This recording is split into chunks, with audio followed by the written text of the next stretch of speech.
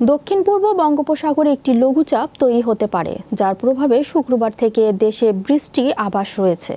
আবহাওয়াবিদদের কাজী জেবুন্নেসা সোমবার সন্ধ্যায় গণমাধ্যমকে বলেন, লঘুচাপটি মঙ্গলবারের মধ্যেই তৈরি হতে পারে, তবে পরবর্তী সময়ে এটি নিম্নচাপ বা ঘূর্ণিঝড়ে পরিণত হওয়ার ঝুঁকি কম হলেও শ্রীলঙ্কার দিকে চলে যাবে।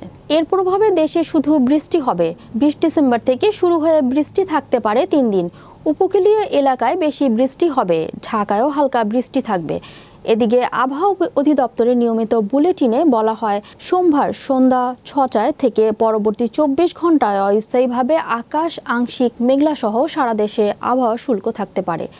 সারা দেশে রাত ও দিনের তাপমাত্রা সামান্য বাড়ারও আভাসও এসেছে।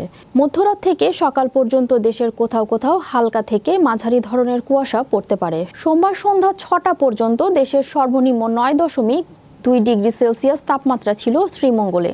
সর্বোচ্চ ৩১.৫ ডিগ্রি সেলসিয়াস তাপমাত্রা রেকর্ড হয় ফেনীতে। আবহাওয়ায় ডিসেম্বর মাসের দীর্ঘমেয়াদী পূর্বাভাসে বলা হয়েছে, বঙ্গোপসাগরে ১ থেকে ২টি লঘুচাপ তৈরি হতে পারে। এর মধ্যে একটি নিম্নচাপ বা ঘূর্ণিঝড়ে পরিণত হতে পারে। মঙ্গলবার লঘুচাপটি তৈরি হলে এ নিয়ে চলতি মাসে বঙ্গোপসাগরে ২টি লঘুচাপ তৈরি হবে।